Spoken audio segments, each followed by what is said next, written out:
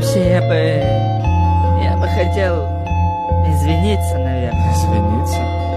И за что? Ну, за вот эту вот всю историю с Болтоном, что он мне сказал, я тебе это скрыл, рисовал, пил таблетки, вот это вот все пятое, десятое.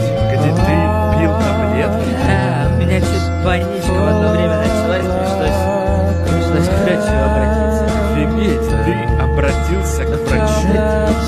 Ну там не совсем врач, у меня, короче, есть знакомый, но это не важно.